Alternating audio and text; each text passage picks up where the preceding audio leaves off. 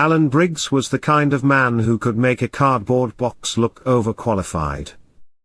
He was not lazy, exactly, nor stupid, nor cruel. He was simply sufficient. He did his work, filled in his forms, and ate his sandwiches in the break room with the quiet tenacity of a man determined to outlast boredom itself. He worked in an office that might, in another universe, have been mistaken for storage. The Department of Extraterrestrial and Miscellaneous Affairs occupied a single floor in a government building that smelled faintly of copier toner and despair.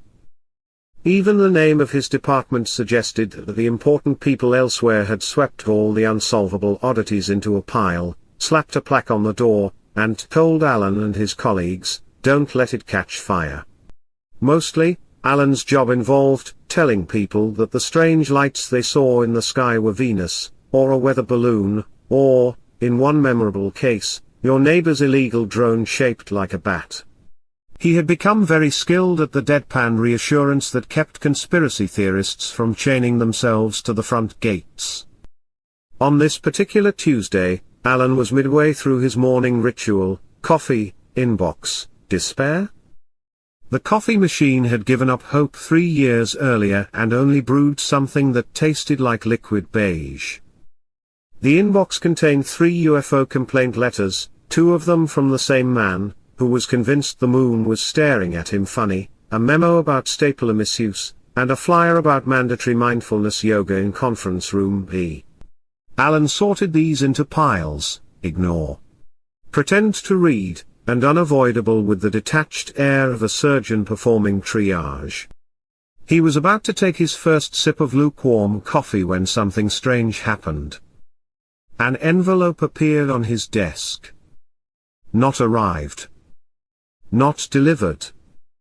Not slipped under the door by an intern with poor posture. It simply was there. Alan frowned. It glowed faintly, the way certain jellyfish do, or cheap novelty keychains left too long in the sun. The paper was not paper so much as a suggestion of paper, sturdy yet insubstantial, as if the envelope might disappear if you looked at it from the wrong angle.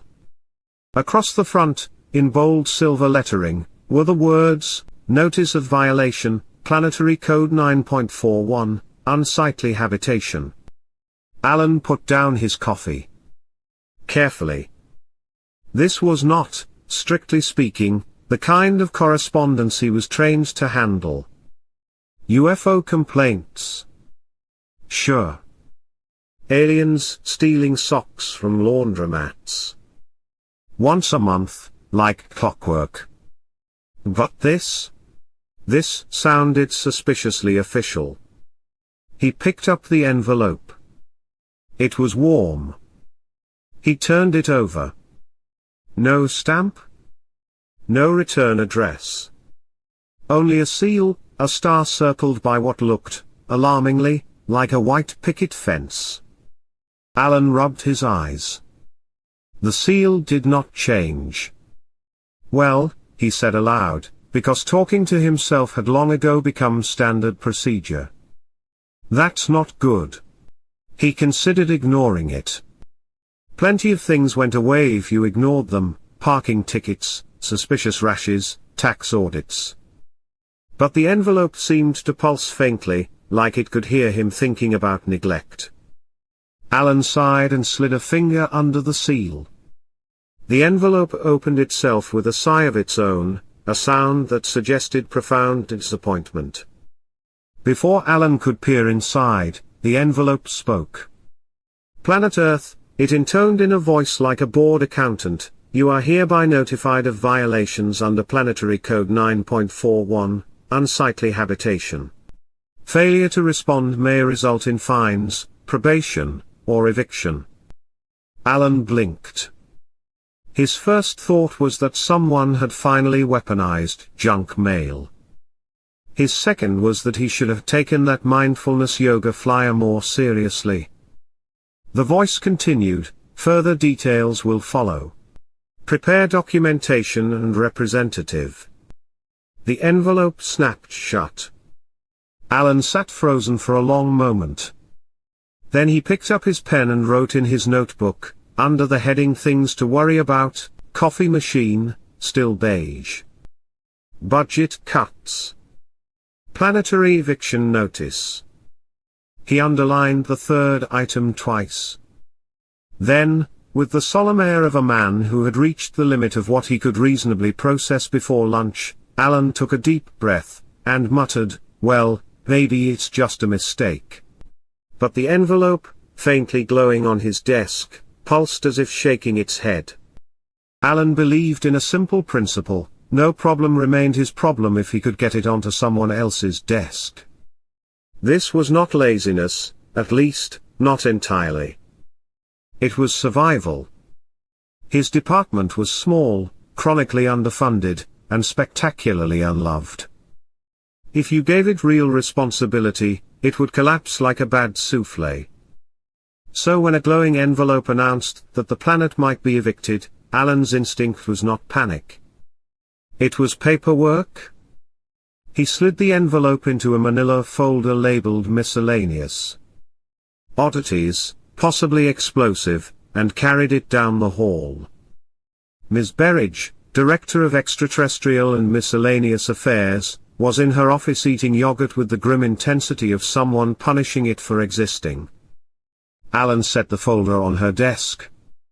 Unusual item came in. Talks? Says Earth might be evicted. She peered at the glowing seal, then at Alan. Not in our remit. Forward it to Foreign Affairs. That's what I thought, Alan said, with the relief of a man passing a hot potato. She stabbed her yogurt. And don't CC me. Foreign Affairs occupied an entire floor of the building. The receptionist had perfect hair, perfect teeth, and the air of someone who had never once handled a UFO complaint.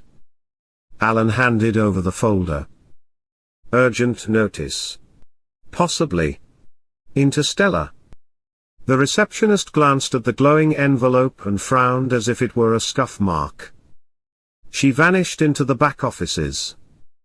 10 minutes later she returned with the folder. Environmental protection, she said.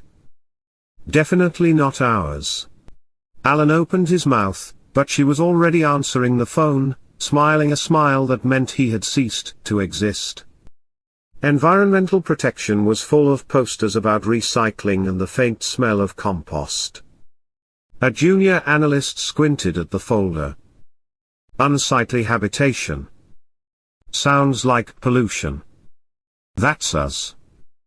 Alan exhaled in relief. The analyst flipped to the second page. His face paled. Oh, wait. It says galactic. That's jurisdictional conflict. Not ours after all. Definitely yours. Good luck. He shoved the folder back at Alan with the eagerness of someone returning a borrowed snake. By mid-afternoon, Alan had tried legal affairs. We only handle terrestrial statutes, not cosmic. Treasury doesn't mention taxes, so not our concern. Housing and urban development, we do housing, not planets. Learn the difference. At one point the folder even bounced to agriculture, where someone stapled a note, try NASA. NASA replied with a note of their own, please stop forwarding us interdepartmental junk mail. Finally, at 4:53 p.m., Alan trudged back to his desk. Waiting for him, pulsing smugly, was the glowing envelope. The folder was gone. It had simply reappeared on his blotter like a boomerang with a bad attitude. Alan sat. He stared at it. It pulsed back, steady as a heartbeat. Well, he said at last.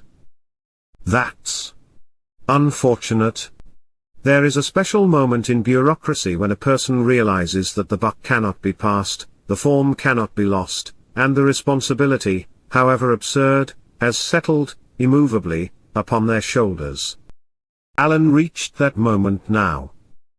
He removed the envelope from the folder, placed it squarely in the center of his desk, and said, "Fine. I'll deal with you. Temporarily." The envelope, as if satisfied, unfolded with a rustle and began to speak again. "Planet Earth. You have failed to forward this notice appropriately. You are now listed as representative of record. Prepare for delivery of full violation report." Alan's pen slipped from his hand and clattered to the floor. Representative of record. For Earth. He bent down, picked up the pen, and wrote in his notebook under things to worry about, me equals official representative of planet. He stared at it for a long time. Then he drew a small skull next to the line, because it seemed appropriate. The envelope pulsed once, twice, then unfolded itself like a bureaucratic flower. Alan leaned back in his chair, half expecting it to sprout teeth. Instead, it cleared its throat. At least, it sounded like a throat being cleared, the polite, papery rasp of someone about to lecture you for not filling in line 14B. "Planet Earth," the voice said, "you are hereby charged with violations under Planetary Code 9.41, unsightly habitation. Offenses as follows." Alan reached for his notebook. Violation 1, the orbit cluttered with obsolete satellites, unregistered debris, and unauthorized promotional objects. The air shimmered above Alan's desk. A glowing hologram appeared, showing Earth surrounded by a halo of junk. Alan squinted. There were the satellites, yes, hunks of metal long dead, tumbling in lazy spirals. There were bolts, panels, and what looked suspiciously like a screwdriver. But then? Was that a garden gnome? The voice droned on, items catalogued include but are not limited to, 3,012 obsolete satellites, 2,199 rocket stages, 14,003 bolts, 1 space shuttle glove, 1 Tesla Roadster, 6 toothbrushes, and a plastic hamburger of unknown origin. Alan pinched the bridge of his nose.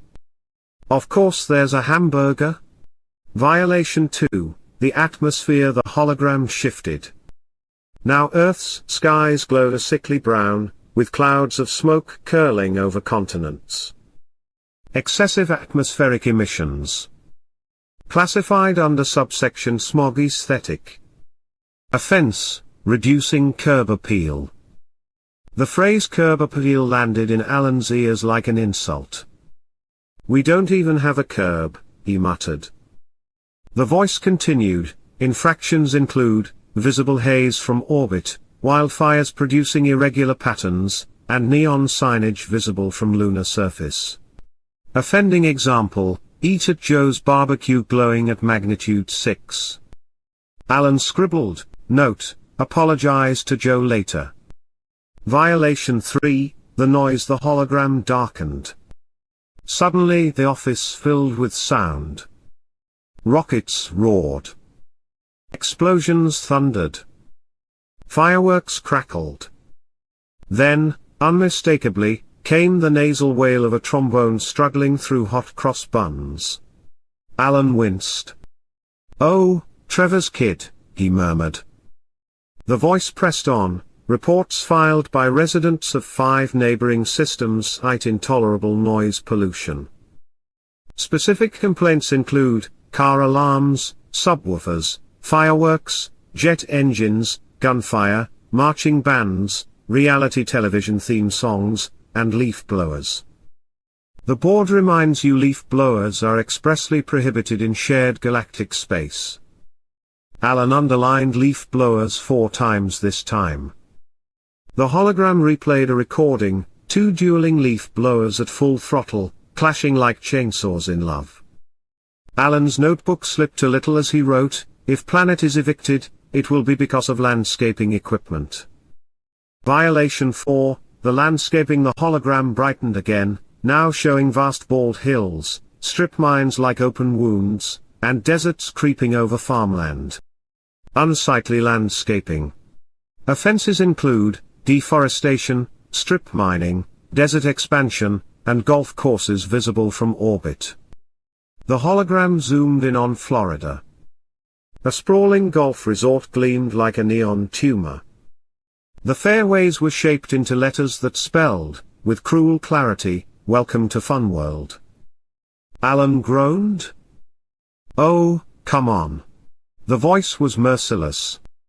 Additionally, planetary surface includes a shopping mall shaped like a guitar, a pyramid repurposed as a casino, and multiple artificial islands constructed in the form of smiling emojis. Alan set down his pen. "All right, that one is embarrassing." The hologram dissolved, leaving only the envelope hovering in judgment. Recommendation, corrective action or planetary eviction. Further review scheduled by the Interstellar Homeowners Association. Representative of record, Alan Briggs. The envelope snapped shut. Alan stared at it. Then at his notes. Then at the ceiling. "Right," he said at last. "So. We're doomed?" He looked down again. His notebook read, "Orbit equals trash heap. Atmosphere equals smog with neon signage. Noise equals leaf blowers. Landscaping equals golf courses." Underneath, he added, suggested defense strategies, rustic ambience, avant-garde modern art, cultural expression. We were unsupervised? He shut the notebook. Somewhere deep inside the envelope, he swore he heard the sound of pages turning, as if the universe itself were filing him under hopeless cases. Alan had been dreading this moment since the envelope first arrived, though in fairness he had also been dreading his quarterly performance review, the return of his landlord's cat, which hated him, and the office email systems, switched to a more modern platform, that required 9 separate logins. The envelope pulsed again on his desk, brighter now, like a bureaucrat tapping a watch. "Planet Earth," it intoned. "Prepare for summons." Alan opened his mouth to protest, but the protest never made it out. His chair vanished. His desk vanished. The coffee mug he had been holding vanished, which was a small mercy, because otherwise he would have thrown hot liquid directly into his own lap. The world flipped. When Alan's vision returned, he was sitting at a long table in a room that could only be described as aggressively neutral. The walls glowed a soft beige gray, the color of old filing cabinets and unwashed socks. The floor was polished to a mirror sheen, though Alan wasn't sure it reflected anything he wanted to see. Overhead, a ceiling light hummed faintly, not unlike the fluorescent tubes back at the office, but louder, as if it wanted to remind everyone present that it was very much in charge. Around the table sat the board. There were 12 of them, each wearing a pastel sweater embroidered with a title in gold thread. Secretary. Vice Chair. Head of Landscaping Compliance. One read simply Snacks, though the individual wearing it looked like a living fern and did not appear edible. At the head of the table floated the largest being in the room, a squid-like creature reclining in a hovering recliner, tentacles draped elegantly over the armrests. Its sweater read, Treasurer, stitched across all 12 sleeves. The treasurer's eyes, all 12 of them, blinked in perfect synchronization. "Planet Earth," the treasurer said, in a voice like a drain unclogging. "Your violations are numerous." Alan swallowed. "If I may, you may not," the treasurer snapped. One tentacle waved, and the hologram of Earth shimmered into existence over the table. A small, cube-shaped alien with a sweater labeled Minutes leaned forward. "Please state your name and title for the record." Alan hesitated. "Alan Briggs. Assistant Deputy Undersecretary for Extraterrestrial and Miscellaneous Affairs. The alien scribbled something on a glowing pad. So. Janitor? Alan bristled. No, not janitor. I'm responsible for various matters. Miscellaneous ones. Another alien, tall and insectoid, clacked its mandibles. Its sweater read noise abatement. And yet you stand here as representative of record for your planet. Yes, Alan said weakly. That was not voluntary. The board murmured among themselves. The fern-like alien rustled ominously. Alan, trying to regain some composure, leaned forward. Look, before we get into whatever this is, I just want to say Earth is a perfectly respectable planet. Lovely sunsets. Great coffee in certain regions. Penguins. The treasurer tapped a tentacle against the table. Exhibit A? The hologram zoomed in on Earth's orbit, crowded with satellites and junk. The board gasped collectively, like an audience at a bad talent show. Alan raised a finger. That's not garbage. That's modern art. A collaborative piece. Very avant-garde. The insectoid clicked angrily. You call this avant-garde? This is clutter. The treasurer's eyes narrowed. Exhibit B. Alan sat back, defeated. He could already feel where this was going. While the hologram recalibrated, Alan let his gaze wander. Each board member seemed perfectly at home in their pastel sweaters, as though cosmic power and middle management were the same thing. He noticed the snacks alien shuffling a bowl of glowing pellets, distributing them down the table. No one offered him any. The treasurer's voice filled the chamber again. We will now review your planet's offenses, one by one. At the conclusion of these proceedings, we will decide whether to issue fines, probation, or eviction. Alan nodded grimly. Right. Standard HOA procedure. A dozen alien eyes turned toward him. You are familiar with HOA procedure? The treasurer asked. Alan coughed. I rent an apartment. The fern rustled, disapprovingly. The treasurer's tentacles rose like a conductor's baton. Let the hearing begin. The hologram flared, bathing the chamber in light. Earth spun serenely in the void, looking for all the world like a planet that hadn't realized it was on trial. Alan gripped the edge of the table.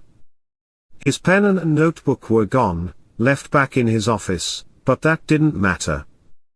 He knew what he was now. The representative of record. For Earth. And he had the sneaking suspicion that no amount of stapler audits had prepared him for this. The hologram stabilized, Earth glowing softly in the center of the chamber. From this vantage point, Alan thought, the planet looked rather dignified, a blue and green marble wrapped in clouds, the kind of thing you'd see on a motivational poster with the caption "Believe." Then the camera angle shifted, and the illusion collapsed. The planet was ringed not by Saturn's elegance, but by junk. Satellites the size of school buses tumbled end over end. Rocket stages spun like drunken ballerinas. A glittering haze of bolts, screws, and fragments hovered in chaotic swarms. Somewhere in the mess, Alan could swear he saw a lawn chair. The board gasped in unison. The treasurer pressed several tentacles to its forehead. Unsightly, it declared. In violation of Code 9.41, subsection 2, orbit must remain free of visible clutter. Earth's orbit resembles. It hesitated, consulting a tablet. A teenager's bedroom. The insectoid alien labeled noise abatement clicked its mandibles angrily. I cannot even look at it. It offends my compound eyes. Alan cleared his throat.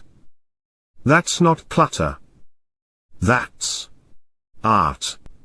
A collective installation. Very avant-garde. A dozen eyes narrowed at him. Alan pushed forward. It represents humanity's eternal striving. We reach for the stars, yes, but occasionally we drop things. Wrenches? Toothbrushes. The occasional hamburger. The cube-shaped alien labeled minutes scribbled furiously. Installation art, he says. With hamburgers? Alan nodded earnestly. We call it orbit chic. The hologram zoomed closer, cataloging objects as it went. A soothing monotone narrated, 3012 obsolete satellites. 2,199 spent rocket stages. 14,003 bolts. 1 Tesla Roadster, unauthorized. 6 toothbrushes, unregistered. 1 lawn chair, provenance unclear. 1 plastic hamburger, still emitting suspicious levels of grease. The board groaned. The treasurer's tentacles writhed in dismay. Alan adjusted his tie. Look, every planet sheds a little cosmic dandruff, if you will. The fern-like alien rustled angrily. Cosmic dandruff. You have turned your orbit into a landfill. Alan spread his hands. We're a sentimental species. We don't throw things away. We relocate them to orbit, where they can be admired. The hologram highlighted the cherry-red Tesla, still drifting through space, its driver dummy slumped happily at the wheel. Unauthorized promotional object, the treasurer boomed. Category, advertising. Penalty, immediate fine. Alan winced. Okay, yes, that one's difficult to explain. Explain, the treasurer commanded. Alan coughed. It was a publicity stunt to demonstrate innovation. Innovation? The treasurer repeated, incredulous. You launched a wheeled conveyance into orbit. Without even wings. Well, yes, Alan admitted. But it's very stylish. The board muttered darkly. One alien murmured, Saturn would never. Alan leaned forward. All right, I admit it looks messy. But look at the symbolism. Each satellite is a story. That one carried the first television signals. That one measured the ozone hole. That one took a blurry photo of a cloud that, at the time, was very important to us. The hologram zoomed in on a panel spinning slowly, its surface scorched. Alan gestured. That one could have been a weather thing. Possibly. The insectoid alien hissed. Your defense is nostalgia. Alan nodded vigorously. Yes. Exactly. Nostalgia is very human. The cube labeled minutes scribbled, defense relies on nostalgia.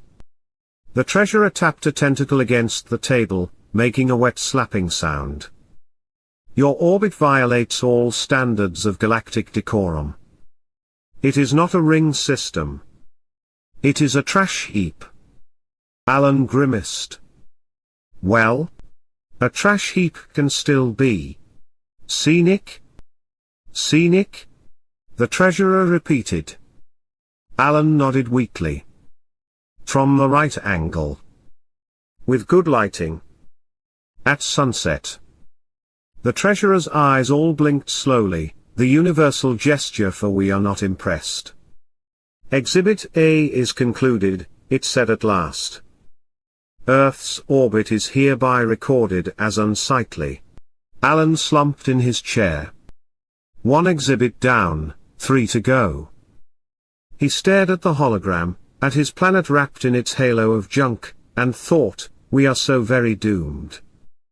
The treasurer raised a tentacle. Exhibit B. The hologram shifted, zooming closer to Earth until the blue and green marble blurred.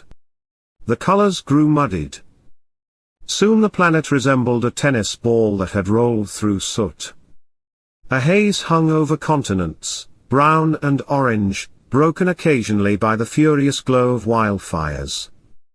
Flashes of neon signs pulsed even brighter, advertisements blinking defiantly against the murk. The treasurer intoned, "Atmosphere, unsightly." A soothing monotone voice began cataloguing, excessive particulate emissions resulting in visible smog belts.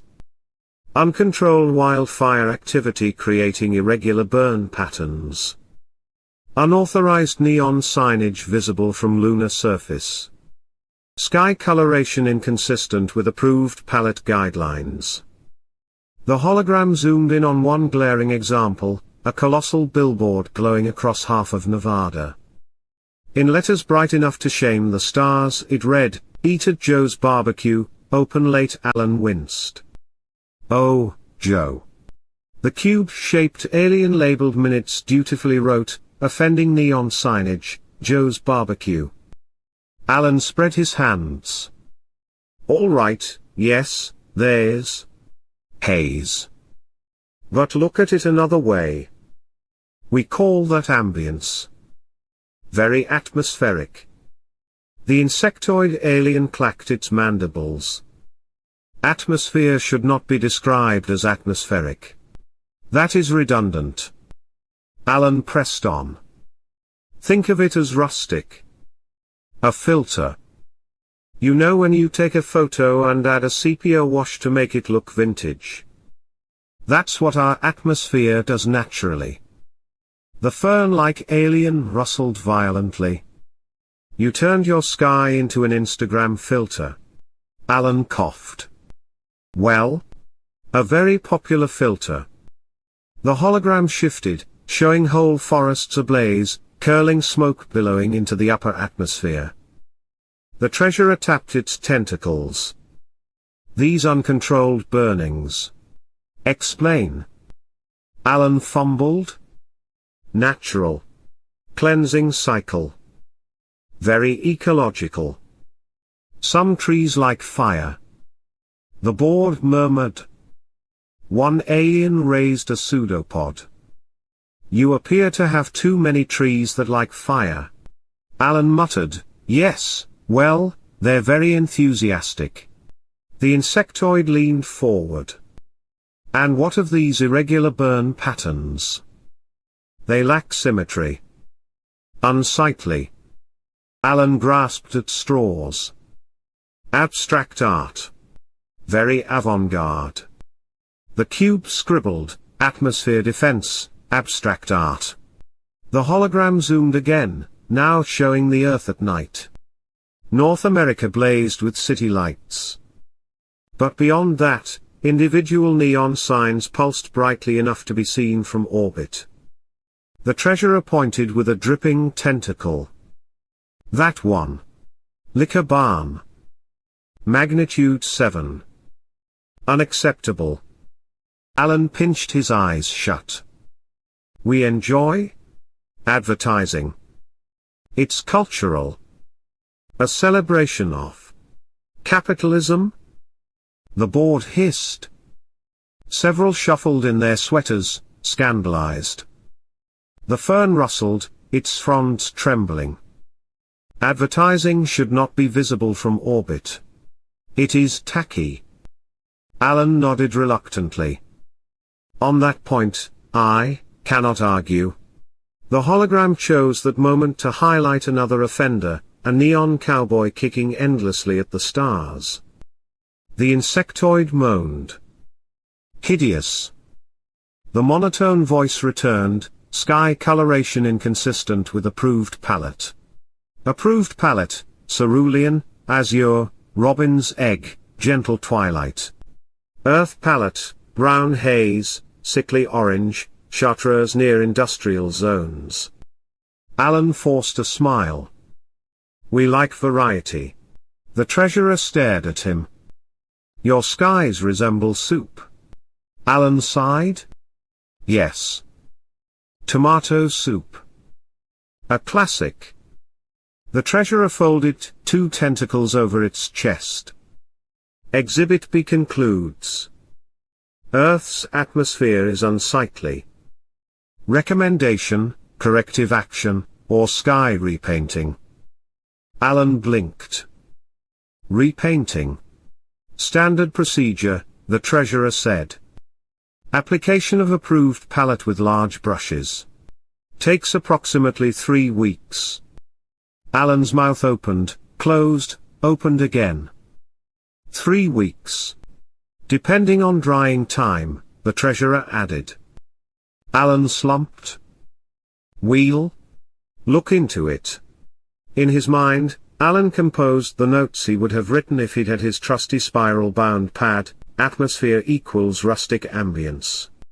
Wildfires equals over-enthusiastic trees. Neon signs equals cultural expression. Sky repainting equals not financially feasible. Underlined twice, we are very doomed. The hologram dimmed, leaving the board in silence. Alan's ears still rang from the neon cowboy's endless kick. The treasurer cleared its throat. Exhibit C. Alan braced himself. He suspected, with a dread that settled deep in his stomach, that the next offense would be even louder. The treasurer tapped the table with a tentacle. The hologram darkened, then filled with sound. At first, Alan thought it was just static. Then the chaos resolved into distinct layers, the roar of jet engines, the crackle of fireworks, the thump of bass-heavy subwoofers, the shriek of train whistles, the pounding of construction equipment, and, beneath it all, the unmistakable nasal wail of a trombone struggling through hot cross buns. Alan winced. Oh no. Trevor's kid again. The insectoid alien labeled noise abatement flinched, so hard it knocked its water glass to the floor. Intolerable, it hissed. You allow this racket every day. Alan raised his hands. Not every day. Just. Most days. The soothing monotone narrator returned, explosions, intentional, and unintentional. Rocket launches averaging twice weekly. Fireworks in excess of galactic allowance, including off-season detonations. Car alarms often simultaneous. Musical instruments used improperly, notably trombones, bagpipes, and accordions. Leaf blowers, in direct violation of Interstellar Code 15.2. At the last line, the entire board shuddered. Even the fern-like alien rustled as though trying to hide behind its own fronds. The treasurer's eyes narrowed. Leaf blowers. Explain yourselves. Alan cleared his throat. Well, you see. We like tidy lawns. Tidy lawns. The treasurer boomed. You disturb the entire quadrant with engines that shriek like dying quasars, for lawns. The insectoid slammed its mandibles. I have received 47 personal complaints from my constituents about the leaf blower scourge. The sound travels through wormholes. Alan attempted a smile. On the bright side, at least it proves our noise exports well. The board hissed. The fern shook in outrage, scattering a faint cloud of spores. Look, Alan said quickly, our noises. Culture. Expression. It's not racket, it's life. Rocket launches, symbols of ambition. Fireworks, joy. Accordions, Well, an acquired taste, but still meaningful. Even leaf blowers represent persistence, stubbornness, the human refusal to let leaves remain where they fall. The cube-shaped alien labeled minutes scribbled rapidly. Defense, leaf blowers are symbols of persistence. The treasurer drummed its tentacles. Persistence does not excuse auditory assault. Alan tried again. Some planets communicate entirely by sound. Singing whales, birds, dogs. Our noise is part of our communication too. The insectoid hissed. Your noise is suffering. Alan muttered, well, suffering is also part of communication. The hologram replayed selected samples. First, a car alarm going off in a parking lot at 2 a.m., followed immediately by another across the street. The two alarms warbled out of sync, like dueling banshees. Next, a fireworks show, exploding so extravagantly it drowned out the narrator itself. Then, the unmistakable whine of two leaf blowers revving side by side, clashing violently, like chainsaws dueling for dominance. The board collectively groaned. One alien covered its ears with 6 hands. Alan raised a finger weakly. That's a duet. The treasurer glared. A duet of suffering. Finally, the hologram zoomed in on a single suburban garage. Inside, a boy in oversized shorts honked through hot cross buns with the commitment of a warrior going into battle. His mother filmed proudly on her phone. Alan buried his face in his hands. The insectoid clicked its mandibles in pain. Why would you record this? Alan mumbled through his palms. Because we record everything. It's what we do. The hologram faded, leaving the board shaking their collective heads, fronds, and tentacles. The treasurer announced, Exhibit C concludes. Earth's noise levels exceed all acceptable thresholds. Recommendation, noise abatement of no less than 30%.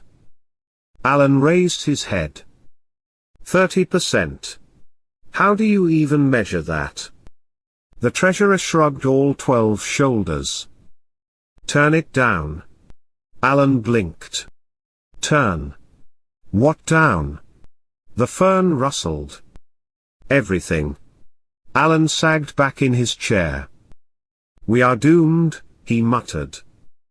The treasurer adjusted its sweater, smoothed a tentacle, and declared, Exhibit D. Alan groaned. If orbit had been messy and atmosphere had been ugly, and noise had been unbearable, then landscaping, oh, he dreaded landscaping. Alan had the sinking feeling that if the HOA had been scandalized by noise, they were about to be horrified by landscaping. The treasurer raised a tentacle. Exhibit D. The hologram shifted again. Earth rotated, zooming in closer and closer until continents and coastlines filled the chamber. At first it looked picturesque, mountains, rivers, a scattering of forests. Then the zoom continued, and the uglier details emerged. First came the mines. Vast pits yawning across the landscape, carved in geometric spirals, each big enough to swallow a city. The treasurer gestured with a dripping tentacle. Observe. Your planet has given itself open wounds. Repetitive, unsightly, asymmetrical. The insectoid hissed. It offends symmetry. Spirals are only acceptable in nature, not gouged into the ground with machines. Alan tried. Well, those are resource extraction features. Very important for the economy. The fern-like alien rustled angrily. Economy. These pits are visible from orbit. They resemble infected pores. Alan winced. He would never be able to look at a copper mine again without thinking of acne. The hologram swiveled to show entire swaths of forest reduced to bare earth. Once green Amazonian jungles now resembled uneven checkerboards. Large-scale removal of flora, the monotone narrator said. Result, patchy surface coverage, unsightly bald spots. The cube-shaped alien labeled minutes scribbled quickly. Planet resembles a mangy animal. Alan flailed for an excuse. Those clearings are farms. Agriculture. We grow food. The treasurer narrowed its dozen eyes. Food should not require baldness. Alan muttered, tell that to middle-aged men. The fern rustled in disgust. The hologram zoomed in again. This time, neon green rectangles stretched across landscapes, perfectly manicured, dotted with sand traps like beige blemishes. The treasurer's tentacles twitched. What is this? Alan rubbed the back of his neck. That's recreational landscaping. A sport? Golf. The insectoid recoiled. You level forests to build rectangles of unnatural green, only to strike small balls into holes. Alan nodded meekly. Yes. Exactly? The treasurer shuddered. Unholy? The hologram highlighted one particular offender, a sprawling golf resort visible from orbit, its fairways spelling out, in block letters, "Welcome to Fun World." Alan groaned. Oh, that one. The board gasped in outrage. The fern slumped in its seat, as if fainting. The hologram didn't stop there. Now it panned across Las Vegas, neon pyramids and faux castles littering the desert. Then to Dubai, where artificial islands shaped like smiling emojis dotted the coast. The treasurer slapped a tentacle on the table. Unapproved artificial islands in the shape of faces. Alan stammered. We have a sense of humor. The insectoid chittered furiously. Your sense of humor scars oceans. Next came the guitar-shaped mall, gleaming garishly in the sunlight. The cube scribbled, planet contains novelty architecture visible from space. Alan buried his face in his hands. We really don't deserve heritage status, do we? The hologram dimmed, leaving only the board's horrified silence. Finally, the treasurer cleared its throat. Exhibit D concludes. Earth's landscaping is offensive, uncoordinated, and gaudy. Recommendation, removal of novelty features, reforestation, and prohibition of golf. Alan raised his head. Prohibition of golf. You'd make a lot of enemies with that one. The insectoid snapped its mandibles. Let them come. We are not afraid. Alan slumped back in his chair. At least ban golf quietly, he muttered. As the hologram flickered out, Alan realized the board wasn't just irritated. They were disgusted. Every strip mine, every deforestation scar, every novelty island was proof that humans treated the planet like a sandbox for bad ideas. And he, Alan Briggs, Assistant Deputy Undersecretary for Extraterrestrial and Miscellaneous Affairs, was supposed to defend it. The treasurer turned toward him. Representative of record. You have now seen exhibits A through D. Your orbit is cluttered, your skies unsightly, your noise intolerable, and your landscaping offensive. What say you in defense of your planet? Alan opened his mouth, closed it, then opened it again. We're interesting. The treasurer's dozen eyes blinked slowly. You will need to do better than that. Alan sat up straighter, heart pounding. For the first time since the envelope arrived, he realized he was out of excuses. All he had left was a loophole. The treasurer let the silence hang like damp laundry. A dozen eyes bore down on Alan, each blinking in perfect rhythm. The other board members fidgeted in their pastel sweaters, rustling fronds, clicking mandibles, or scribbling notes. Alan felt the weight of the entire planet pressing on his shoulders, or perhaps it was just indigestion from his breakfast burrito. Either way, he needed a defense. The treasurer's voice oozed finality. Representative of record, given exhibits A through D, the board finds your planet unfit for continued habitation. Recommendation, eviction. A murmur swept the table. One alien made the universal gesture for tisk-tisk. Alan's palms went slick. He flipped frantically through the floating bylaw hologram projected over the table. Subsections scrolled past: 3.1, approved lawn ornaments; 4.7, noise curfew, twilight zone; 6.3, acceptable pool cover colors. Then he saw it. Clause 7b, subsection 4. Alan's heart did a little cartwheel. "Wait," he blurted, stabbing a finger at the hologram. Clause 7b, subsection 4. The treasurer froze. "What about it?" Alan cleared his throat, trying to sound authoritative instead of terrified. "It says, any planet over 4.5 billion years old with a sufficient number of interesting species automatically qualifies for heritage status. Eviction prohibited." The board erupted in chatter. The insectoid hissed. The fern rustled violently, spores floating in indignation. The cube labeled minutes, scribbled so fast smoke practically rose from its stylus. The treasurer tapped its tentacles for order. Silence. "Representative, do you claim Earth qualifies for heritage status?" Alan straightened his tie, which, he realized, too late, had been stuck under his chair the entire time. "Yes. Absolutely. Without question. Heritage status.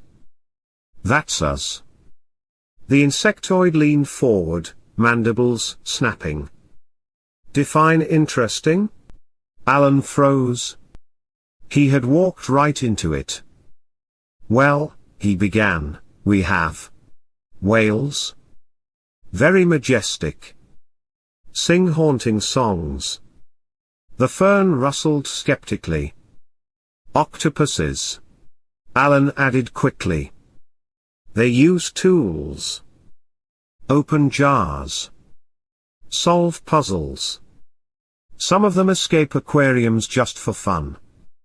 The cube muttered, not relevant to curb appeal. Alan pressed on. "Axolotls. Adorable. Regrow limbs. Regrow limbs. That's objectively interesting." The treasurer raised a tentacle. "And? Humans?" Alan swallowed. This was the moment. "Humans," he said, standing awkwardly, "are fascinating. Messy, yes. Loud, certainly. But fascinating. We invent things constantly, sometimes brilliant, sometimes idiotic. We split the atom, then used it both to power cities and to ruin entire deserts. We built the internet, and decided its primary purpose should be cat photos. We paint masterpieces on ceilings, but also carve faces into potatoes for fun. We send rovers to Mars, but also argue for decades about whether pineapple belongs on pizza. We have libraries, symphonies and poetry. We also have professional wrestling. Sometimes on the same day. We put a man on the moon just because it was there. And then we stopped going, because apparently television reruns were more important. If that isn't interesting, I don't know what is. Alan realized he had raised his voice. The words echoed in the sterile chamber. He exhaled, deflating. The board stared at him. The insectoid tilted its head. The fern rustled thoughtfully. The treasurer blinked slowly, all 12 eyes in sync. Finally, the treasurer said, "Whales are certainly interesting. Octopuses, too. Axolotls. Acceptable. But humans?" The insectoid hissed. "Humans are annoying." The fern countered. "Annoyance can be a form of interest." The cube scribbled, "Humans possibly interesting, pending further study." The treasurer tapped its tentacles. "Very well. We shall put it to a vote."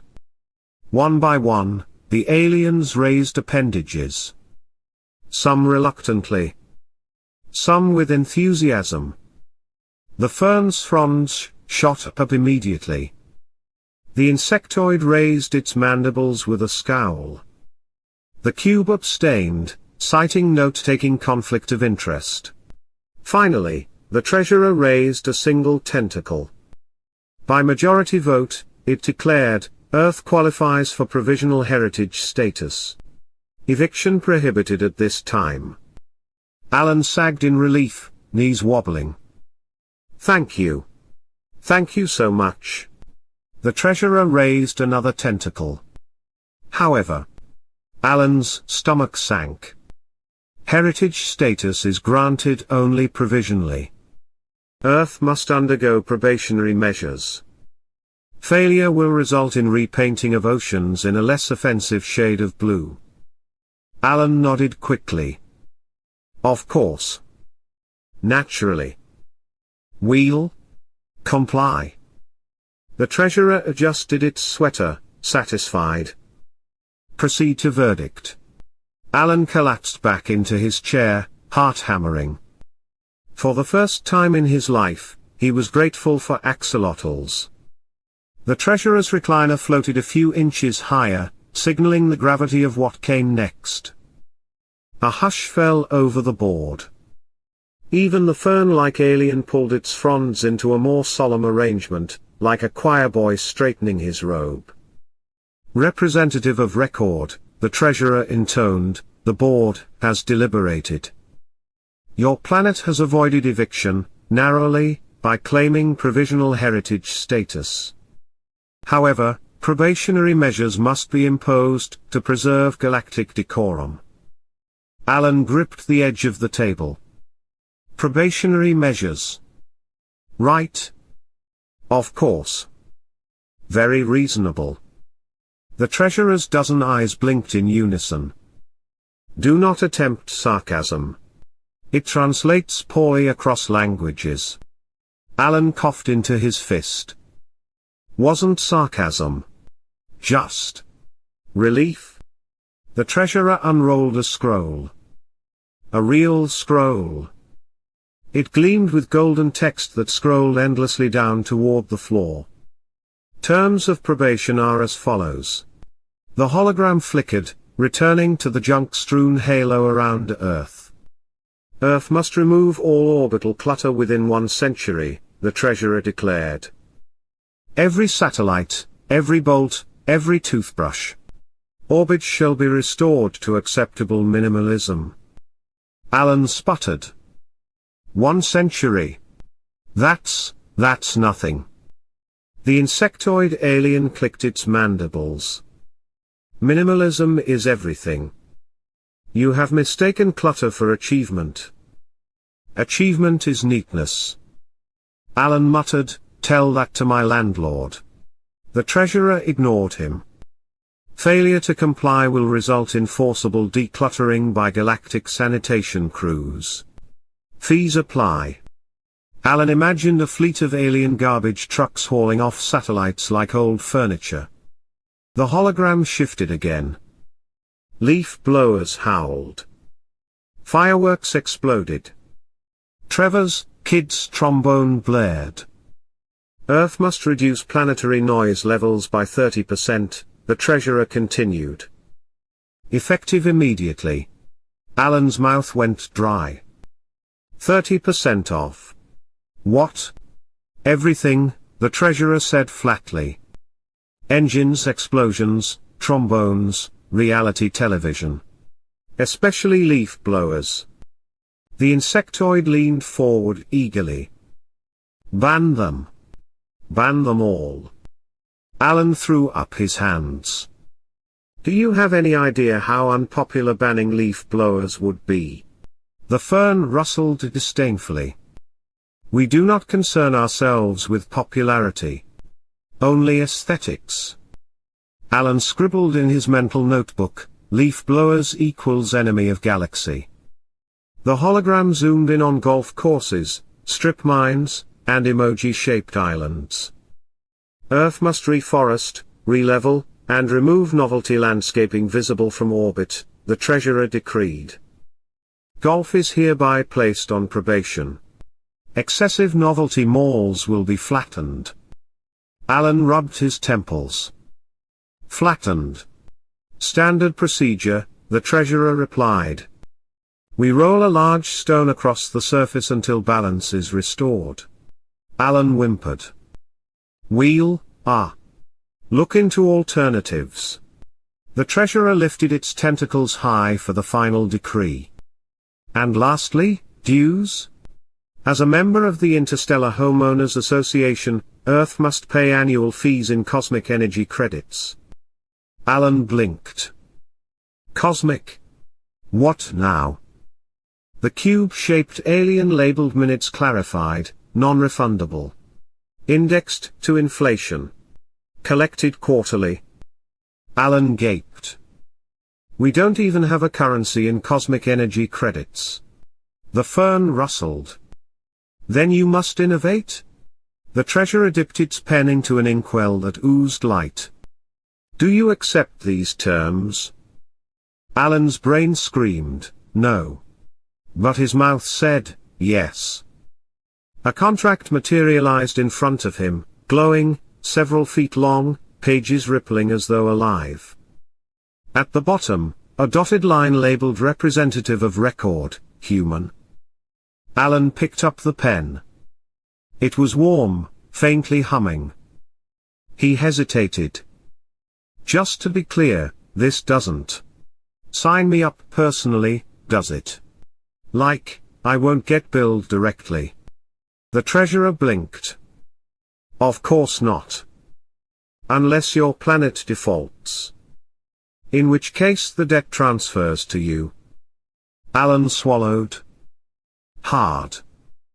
Then he scrawled his name, Alan Briggs. The contract dissolved into a puff of glittery dust. The treasurer nodded. It is done. Alan sat back in his chair, numb. Somewhere, deep in his mind, a voice whispered, you just signed Earth up for intergalactic HOA fees. Forever. He rubbed his face. We're doomed, he muttered for the third time that day. The treasurer snapped its scroll shut. Exhibits concluded. Terms accepted. This hearing is adjourned. The hologram flickered. The board members adjusted their sweaters. And Alan felt the world tilt again. He was going home. The world tilted again. Alan braced for impact, but instead of crashing, he found himself back in his beige office chair. The fluorescent light above him buzzed faintly, as though nothing had happened. His mug of coffee sat on the desk, still lukewarm, as if time had only taken a coffee break of its own. For a dizzy second, Alan wondered if he had imagined it all, the sweater-clad aliens, the holograms, the threats of eviction. Then he noticed the binder. It sat squarely in the middle of his blotter, glowing faintly. The cover read, HOA Bylaws, Earth, Probationary. In smaller print beneath, Property of the Interstellar Homeowners Association. Tampering punishable by repainting of oceans. Alan groaned. He lifted the thing. It was heavier than it looked, humming faintly like a refrigerator with opinions. He cracked it open. Page 1, failure to comply with probationary measures will result in fines, probation extensions, or forcible ocean repainting in an approved shade. See Appendix C, blues ranked by dignity. Alan flipped a few more pages. Section 14, approved mailbox designs, planetary. Section 19, acceptable holiday decorations, maximum lumen output. Section 22, noise curfews, conversion chart for trombone to decibel equivalent. He shut the binder quickly before his sanity filed for relocation. A shadow fell across his doorway. Janet from Records leaned in, clutching a stack of folders. "Hey, Alan, did you get the new stapler memo?" Alan stared at her. His mouth worked soundlessly for a moment before he managed, "We've been placed on probation by the Interstellar Homeowners Association." Janet blinked. "Is that a committee?" "No," Alan said flatly. "It's the Interstellar Homeowners Association. They threatened to repaint our oceans. In turquoise." Janet pursed her lips. "Ha!" She placed the folders on his desk. "Anyway, sign these by Friday." She left. The binder hummed louder, like it resented her dismissal. Alan muttered, "Join the club." Moments later, Dan from IT wandered by, holding a sandwich wrapped in foil. "Hey, Briggs. Printers jammed again. You got a minute?" Alan raised the glowing binder. "We're on galactic probation. If we don't clean up our orbit in 100 years, they'll send sanitation crews." "With fees?" Dan chewed thoughtfully. "Ha! That explains the weird satellite pings I've been seeing." He shrugged. "Anyway, I'll reboot the printer." Alan dropped his head into his hands. He opened his computer and began typing an email. Subject, urgent, planetary probation, please read body, colleagues effective immediately, Earth is under provisional heritage status with probationary measures. Terms include, removal of all orbital debris within 100 years. Reduction of noise by 30%. Banning or modification of golf courses. Annual dues in cosmic energy credits, unknown conversion rate. Failure to comply may result in eviction or repainting of oceans. Regards, Alan Briggs, representative of Record. Unfortunately he hit send. A moment later, his email pinged back with an automated response, message quarantined by spam filter, suspected phishing attempt. Alan groaned. "Even the computers don't believe me." He sat back in his chair, staring at the humming binder. He was the only person on Earth who knew the truth. The only one who had faced the HOA. The only one who understood the stakes. And everyone else thought he was just muttering about turquoise oceans. Alan rubbed his temples. "This is how civilizations fall," he muttered. "Not with a bang, not with a whimper. With a memo. That nobody reads." Binder pulsed once, as if in agreement. He flipped open his spiral notebook and added under things to worry about, HOA dues, cosmic. Leaf blowers, existential threat. Oceans, possible repaint. Then, beneath it all, he scrawled in block letters, "We are doomed." The office printer whirred loudly in the next room. Somewhere down the hall, someone turned on a vacuum cleaner that sounded suspiciously like a leaf blower. Alan closed his eyes. The planet, he thought, didn't stand a chance. Alan lasted exactly 2 days before the second envelope appeared. It arrived the same way as the first, not delivered, not slid under the door, not left in his inbox by an intern with suspicious handwriting. It simply was there, pulsing faintly, sitting neatly on top of the stapler memo Janet had dropped off the day before. Alan stared at it for a long time. He didn't touch it. He didn't want to encourage it.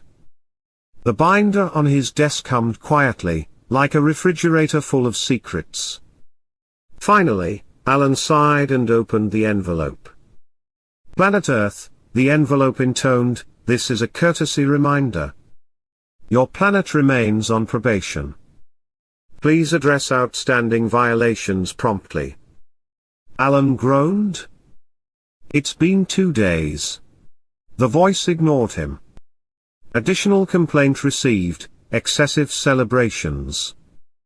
A nearby system reports intolerable noise from recent music festivals, including but not limited to, bass reverberations, crowd screaming, and prolonged drum solos. Complaint filed under subsection unapproved rhythms. Alan slumped in his chair. We can't even play drums now? The envelope continued, merciless. You are required to submit a corrective plan within 30 galactic days. Failure to comply will result in penalty, replacement of all percussion instruments with triangles. Alan scribbled in his notebook, planet threatened with triangle mandate. Dan from IT wandered past again, holding another sandwich. What's with the envelope? Alan waved weakly. We've been cited for unapproved rhythms. They're threatening us with triangles. Dan chewed, nodded. Honestly, could be worse. I like triangles. Simple. Elegant. Alan glared at him. You don't understand? Once they take the drums, it's a slippery slope. Next it'll be guitars. Then kazoos. Dan shrugged. World's noisy anyway.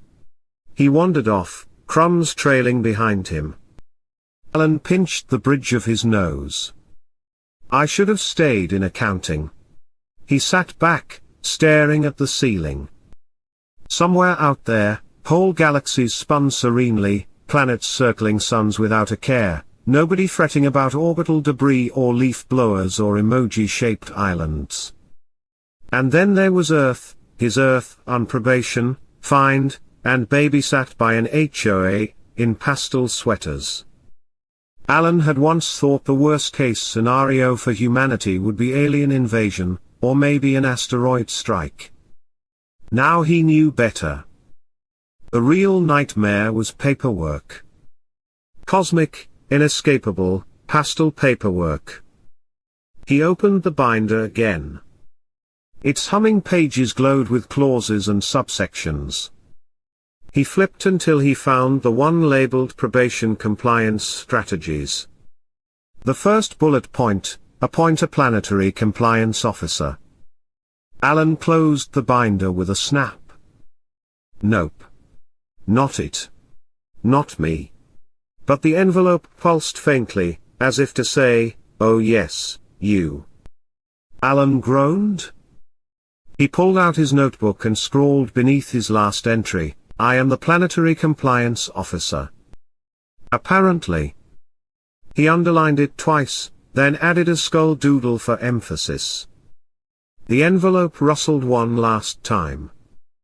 Reminder, HOA dues are payable in cosmic energy credits. First payment due end of cycle. Representative of record is personally responsible for submission. Alan froze. Wait. Personally responsible. The binder hummed in smug confirmation. Alan let his head fall onto the desk with a hollow thud. He muttered into the wood grain, we are so very doomed. The envelope pulsed once more, satisfied, then vanished. Alan sat in his cubicle, binder humming, notebook full of despair, co-workers oblivious.